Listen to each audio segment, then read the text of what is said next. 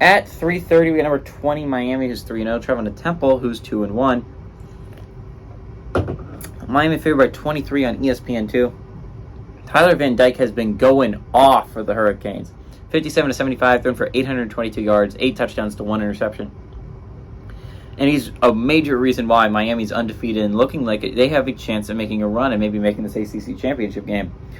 Henry Parrish Jr. had 26 carries for 192 yards and a touchdown. And Xavier Restrepo had 17 catches for 314 yards. E.J. Warner for the Owls has gone 62 of 118, thrown for 760 yards, 4 touchdowns, 2 interceptions. Joquez Smith had 24 carries for 187 yards and a touchdown. And Dante Wright has had 16 catches for 185 and a touchdown.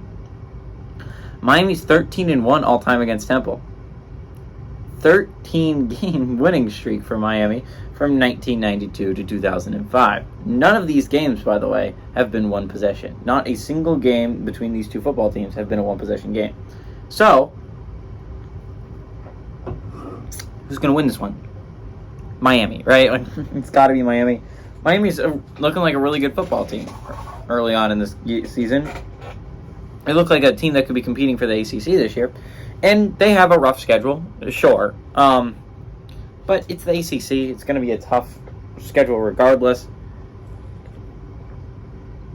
They got out of as long as they make it out of this game, they got out of conference out of conference play unscathed. And that's a big deal if you're Miami, right? You're traveling to Temple though. This is a biggish game, right? Like this is important if you're a Miami fan. Got to move to 4-0. Temple's not an awful football team so far this year. They only really lost to Rutgers, and it was a close game against a Rutgers team that hasn't looked awful so far this year. It's at Temple. I wouldn't be super shocked if Temple gave them a little bit of a scare, but I do like Miami to win and cover on the road.